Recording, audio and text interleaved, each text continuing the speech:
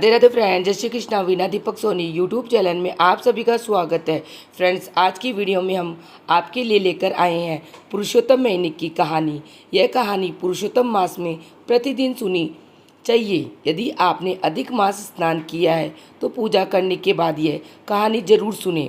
लेकिन यदि आपने अधिक मास स्नान नहीं किया तो भी भोजन करने से पहले इस कहानी को प्रतिदिन सुने तथा आखिरी में 33 मालपुए काशी की थाली में डाल रखकर दान करें।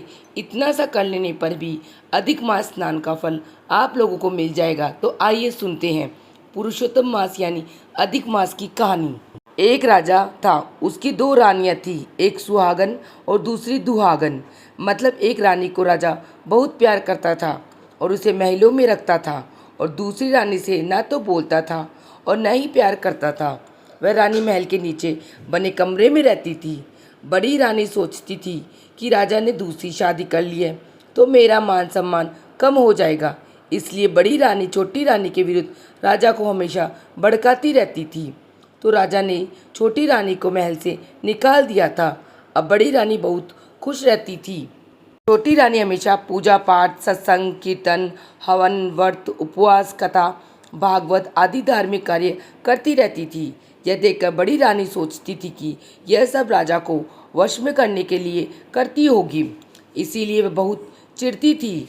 लेकिन राजा को इस बात की जरा भी खबर नहीं लगने देती थी और उसके विपरीत बातें करती रहती थी। एक बार छोटी रानी हमेशा की तरह अधिक मास स्नान कर रही थी। वह रोजाना सुबह स्नान करके भगवान विष्णु की पूजा पाठ, मंदिर की परिक्रमा व सारे पेड़ पौधों की पूजा अर्चना करती थी, जैसे केला, आकड़ा, कदम, आंवला, बड़, पीपल, कल्प वृक्ष, तुलसी, इन सब की पूजा करती थी और परिक्रमा करती थी। यह सब पेड़ पौधे गांव से बाहर लगे रहते थे। वह सुबह उठकर जल्दी सबके पूजन करके दिया बत्ती करती थी और परिक्रमा करती थी। एक दिन उसको बड़ी रानी ने देख लिया तो उसने राजा से कहा कि यह वन के पूरे पेड़ पौधे कटवा दो। ये उस समय बैसाख का अधिक मास चल रहा था। धूप तेज रहती थी, गर्मी का मौसम था। तब राजा ने कहा, रानी जी, ऐसी गर्मी में जीव जंतुओं को बैठने व रहने की जगह जरूरी है। जीव जंतु कहाँ रहेंगे, वह रास्ते चलते इंसान विश्राम कहाँ रहे करेंगे। लेकिन रानी ने जिद की तो राजा ने बेचारे ने सारे पेड़ पौधे कटवा दिए।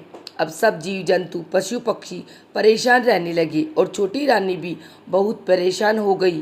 वह उस जगह को छोड़कर कई दूर पेड़ पौधों की खोज में चली गई। वह सोच रही थी कि कहीं दूर जंगल में कोई आकड़े का पेड़ भी दिख जाए तो आकड़ा सींचकर उसकी पूजा अर्चना करके परिक्रमा कर लूँगी। यह सोचती सोचती अपने घर से बहुत दूर निकल गई और विष्णु भगवान का ध्यान करती रही। पुरुषोत्तम मास भगवान ने उसकी प्रार्थना सुनी और उसको एक झोपड़ी दिखी और उसके बाहर एक बड़ा सा आकड़े का पेड़ दिखा। वह पास में गंगा की धारा बह रही थी। वह सब देखकर बहुत खुश हुई और सोचने लगी कि चलो, महल के नीचे ही भी अकेली रहती थी, यहाँ रह लेती हूँ। यहाँ पर सुबह नहा धोकर पूजा पाठ करके खाना खा लूँगी। उसने गंगा की धारा में सुबह स्नान किया और 33 मालपुए बनाकर आकड़े के चढ़ाए। वह पूजा अर्चना करी, परिक्रमा करी। वह खुश हुई कि पुरुषोत्तम भगवान ने अच्छा पेड़ दिखा दिया। वह वहीं रहने लगी। कुछ दिनों बाद राजा भी शिकार खेलने गए। एक नौकर को साथ ले गए थे। अब राजा जी शिकार खेलते खेलते बहुत दूर निकल गए। धूप बहुत तेज थी। राजा जी वापस आए तो उनको कहीं भी छाया व पानी नहीं मिला तो उनका जी घबराने लगा। बहुत बेचैन हो गए, परेशान हो गए और सोचने लगे कि मैं इतना परेशान हो गया, बाकी जीव जंतु पशु पक्षी को क्या हाल हो रहा होगा। वह बहुत दुखी हो रहे थे और नौकर से कहा, कहीं दूर तक देखो कि 2 बूंद पानी मिल जाए, वह छोटी सी छाया भी मिल जाए तो जान बच जाएगी, नहीं तो आज तो जान ही निकल जाएगी। नौकर ने दूर तक नजरें फैलाई तो वहीं रानी की झोपड़ी दिखी। राजा को घोड़े पर बैठाकर वहां ले गया और आकड़े की छाया में लेटा दिया और गंगा की धारा में से पानी पिलाया। जो रानी ने पुए चढ़ाए थे वह पुए दोनों ने खाए और जल पीकर आकड़े की छाया में थोड़ी देर विश्राम करके फिर घर के लिए रवाना हुए। राजा जी को आश्चर्य हो रहा था कि इतनी दूर भयानक जंगल में किसने यह पेड़ लगाया और कौन इसकी पूजा करता है। इतने बड़े जंगल में कहीं भी कोई एक भी पेड़ पौधा नजर नहीं आ रहा। यह तो भगवान का ही चमत्कार है। सोचते सोचते राजा घर आ गए और रात को जब सोने गए तो राजा ने ये सारी बात रानी को बताई और कहा कि तुम्हारे कहने से मैंने सारे पेड़ पौधे कटवा दिए। आज तो हमारी जान ही निकल जाती। कहीं भी हमें एक भी पेड़ पौधा विश्राम के लिए नहीं मिला। यह तो कोई भगवान का ही चमत्कार था जो हमें आकड़े का पेड़ मिला और वहाँ पर गंगा की धारा मिली, नहीं तो आज हम जीवित घर पर ही नहीं आते। राजा ने रानी से पूछा कि तुम्हारे हमारे कोई पूजा पाठ या व्रत उपवास किया था क्या, जिससे हमारी आज जान बच गई। रानी ने कहा कि हमने तो आज तक ऐसा कुछ नहीं किया। राजा मन ही मन सोचने लगे कि कहीं छोटी रानी ने हमारे लिए कुछ व्रत उपवास किया होगा। उसे जाकर पूछते हैं। दूसरे दिन राजा छोटी रानी की झोपड़ी में गए तो वहाँ नहीं थी। राजा ने विचार किया कि छोटी रानी कहाँ चली गई। राजा सोच में पड़ गए और नौकरों को खोजने के लिए भेजा। नौकर ढूंढते ढूंढते वहीं पर जंगल में पहुँचे। वहाँ छोटी रानी उसी आंकड़े की पूजा कर रही थी। नौकर ने आकर राजा को बताया तो राजा ने सारी बात सुनकर खुद रथ लेकर रानी को लेने पहुँच गए। राजा ने जाते ही रानी के पांव पकड़ लिए और कहा, हमारी गलती को आप माफ़ करो और घर चलो। रानी ने राजा को उठाया और कहा कि यह आप क्या कर रहे हो। राजा ने बताया कि हम तो आपकी वजह से ही जिंदा खड़े हैं, वरना तो मर ही जाते। रानी को राजा ने सारी बात बताई और पहले के अत्याचारों की माफ़ी मांगी। राजा रानी को लेकर घर आ गए। पूरी नगरी में जय जयकार हो गई। राजा जी रानी को महल में लाए। वह बड़ी रानी को देश निकाला दिया और कहा कि तुम खुद भी बुरी थी और हमें भी बुरा बनाती रही। आज तक हम तुम पर विश्वास करते रहे। राजा ने बड़ी रानी को देश निकाल दिया और छोटी रानी को महलों में रखा। फिर राजा के 9वें महीने सुंदर सा राजकुमार हुआ। राजा बहुत खुश हुए। राजा रानी देशवासी सभी लोग सुख से रहने लगे। राजा ने सब जगह पेड़ पौधे वापस लगवाए, जगह जगह धर्मशाला, कुआं, बावड़ी बनवाई, हर जगह पानी की व्यवस्था करी और फिर आने वाले अधिक मास में दोनों ने जोड़े से 1 महीने का व्रत उपवास किया और पुरुषोत्तम भगवान की पूजा अर्चना की और उद्यापन किया।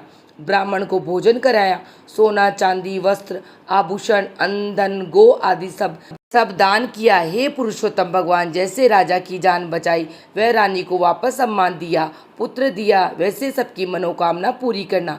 कहता सुनता हुकारा बढ़ता आपने परिवार की करना। इस प्रकार कहानी अधूरी है तो उसको पूरी करना, पूरी को प्रमाण करना। इस प्रकार हम अधिक मास के महीने में प्रतिदिन यह कहानी सुनते हैं तो कहानी सुनने मात्र से ही हमारी मन की इच्छा मनोकामना पूर्ण होती है। उसके बाद में हम गणेश जी भगवान की कथा कहानी सुनते हैं।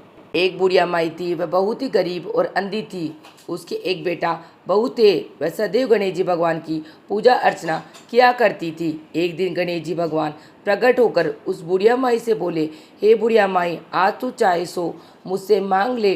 बुढ़िया माई बोली, मुझे तो मांगना ही नहीं आता और मैं कैसे क्या मांगूं। तब गणेश जी बोले, अपने बेटे बहू से पूछकर मांग लेना। तब बुढ़िया ने अपने बेटे से कहा कि गणेश जी मुझे कहते हैं तू कुछ मांग ले, बता बेटा मैं क्या मांगूं। पुत्र ने कहा, माँ तू तो धन मांग ले। तब उसने सोचा बहू से भी पूछ लेती हूँ। बहू ने बोला, माँ जी आप पोता मांग लो। तब बुढ़िया ने सोचा ये तो अपने अपने मतलब की बात कह रहे। अतः उस बुढ़िया ने पड़ोसी से पूछा तो उन्होंने कहा, बुढ़िया तू तो थोड़े ही दिन जिएगी, क्यों तू धन मांगे, क्यों तू पोता मांगे। तू तो अपनी आँखों की रोशनी मांग ले जिससे तेरी जिंदगी आराम से कट जाएगी। इस पर बुढ़िया माई बोली, यदि आप प्रसन्न हैं तो गणेश जी भगवान मुझे 9 करोड़ की माया दो, निरोगी काया दो, अमर सुहाग दो, आँखों की रोशनी दो, नाते पोती दो, सब परिवार को सुख दो, अंत में मुझे मोक्ष दो।